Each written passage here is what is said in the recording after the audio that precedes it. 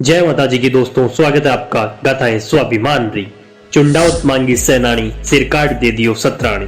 दोस्तों, मैं आपको आज इतिहास की एक ऐसी वीर सतरानी की कहानी बताने जा रहा हूँ जिन्होंने अपने विवाह के कुछ ही दिन पश्चात अपने पति को अपना क्षत्रिय धर्म याद दिलाने के लिए अपना सर काट दे दिया था। वह रानी है हाडी रानी। हाडी रानी की कहानी भारत के इतिहास की एक साहसिक अकल्पनीय कहानी है, जिन्होंने अपने पति को युद्ध में निशानी के तौर पर अपने हाथों से अपना सर काटकर रणभूमि में भिजवा दिया था। तो चलिए दोस्तों, जानते हैं इस वीरांगना की पूरी कहानी। दोस्तों, अगर आप अभी चैनल पर नए हो तो चैनल को सब्सक्राइब करना ना भूलें एंड कमेंट बॉक्स में मुझे बताएं कि आपको यह वीरांगना की कहानी कैसी लगी। हाडी रानी का जन्म हिंदू तिथि के अनुसार वसंत पंचमी के दिन हुआ था। हाडी रानी बूंदी के शासक शत्रुसाल हाड़ा की पुत्री थी। हाडी रानी का वास्तविक व बचपन का नाम सहल कंवर था। विवाह के बाद हाडी रानी के नाम से जाने लगी।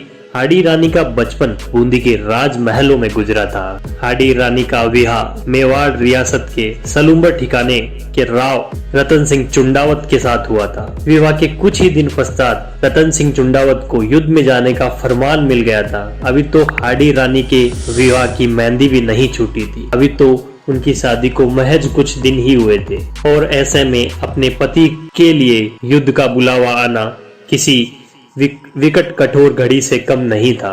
बात 1652 से 1680 तक की है, जब मेवाड़ राणा राज सिंह मेवाड़ के शासक हुआ करते थे। सलुम्बर के राव रतन सिंह चुंडावत मेवाड़ के राजा राज सिंह के सामंत थे। राणा राज सिंह ने राव रतन सिंह को दिल्ली से औरंगजेब की सहायता के लिए आ रही एक सैन्य टुकड़ी को रोकने के लिए एक फरमान भेजा, जबकि हाडी रानी और रतन सिंह के विवाह को महज कुछ ही दिन हुए थे। अभी उनके हाथों की मेहंदी तक नहीं छूटी थी। एक दिन राव रतन सिंह के घनिष्ठ मित्र शार्दुल राणा राज सिंह का संदेश लेकर सलुम्बर पहुंचते हैं। शार्दुल ने अपने कठोर मन से कहा, सरदार राणा राज सिंह ने आपके लिए बहुत ही जरूरी एक संदेश भेजा है। राणा राज सिंह द्वारा भेजे गए संदेश में राव रतन सिंह चुंडावत के लिए तुरंत युद्ध में प्रस्थान करने का आदेश था। राणा राज सिंह का यह संदेश रतन सिंह चुंडावत को दिल्ली से औरंगजेब की सहायता के लिए सेना की जो अतिरिक्त टुकड़ी आ रही है, जिन्हें आपको रोकना होगा और औरंगजेब की उस टुकड़ी के साथ युद्ध करना होगा, उन्हें अजमेर पहुंचने से रोकना होगा। राव रतन सिंह के लिए यह समय किसी चुनौती से कम नहीं था। उधर राणा राज सिंह ने मेवाड़ के छीने हुए क्षेत्रों को मुगलों के चंगुल से मुक्त करा लिया था। चुंडावत का मन भले ही दुखी था, लेकिन एक क्षत्रिय योद्धा होने के नाते युद्ध में जाना और युद्ध में विजय या वीर गति को प्राप्त करने से बड़ा क्षत्रिय का कोई धर्म नहीं होता। चुंडावत अपनी सेना के साथ केसरिया बाना पहनकर युद्ध के लिए तैयार हो जाते हैं। यह राणा राज सिंह का संदेश पत्र की सारी बात अपनी रानी को बताते हैं। युद्ध के लिए अपनी रानी से विदाई मांगते हैं। सरदार ने अपने व्याकुल मन को छिपाने की कोशिश की, लेकिन हाडी रानी की आंखों से छिपा न रह सका। खास मन व्यक्ति को विजय से दूर ले जाता है।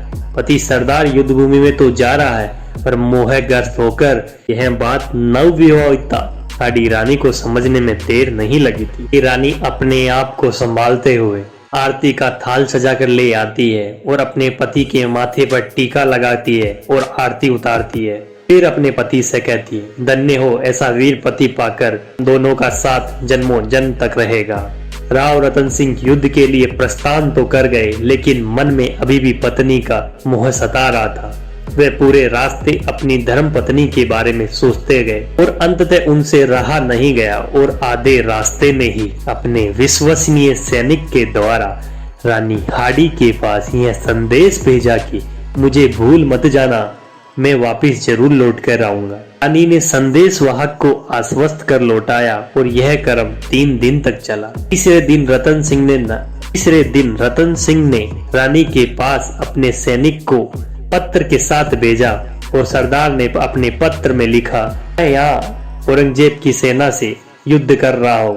मैं यहाँ मुगल सेना को 1 इंच भी आगे नहीं बढ़ने दे रहा हूँ। क्षत्रिय योद्धा रणभूमि में अपनी वीरता और साहस का परचम लहरा रहे हैं, लेकिन मुझे आपकी बहुत याद आ रही है।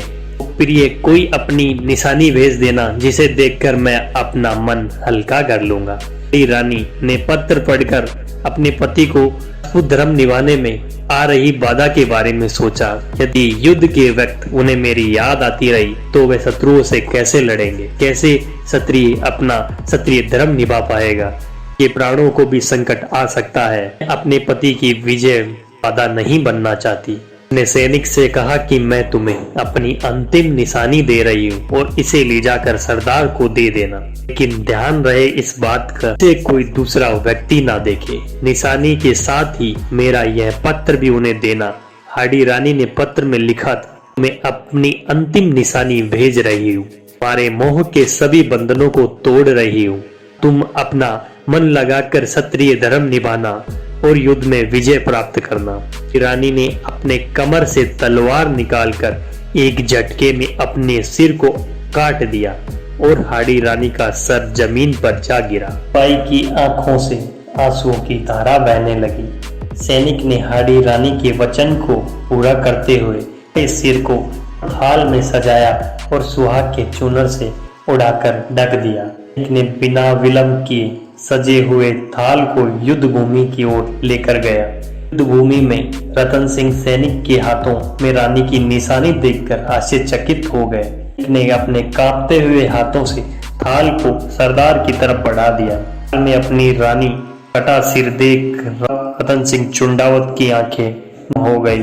रतन सिंह चुंडावत की आंखों से आंसुओं की धारा बह रही थी। हाथों में अपनी रानी का कटा सर देख सरदार के मोह के सारे बंधन टूट चुके थे। बाद राव रतन सिंह चुंडावत ने अपने क्षत्रिय धर्म की पालना करते हुए भूमि में अपना अप्रतिम शौर्य दिखाया। शत्रु की सेना पर टूट पड़े। ने अपने क्षत्रिय धर्म के लिए विजय और सिर्फ वीर गति को ही चुना। अंतिम सांस तक युद्ध लड़ा और सरदार ने औरंगजेब की सहायता के लिए आ रही मुगल सेना को तरीके से खदेड़ दिया।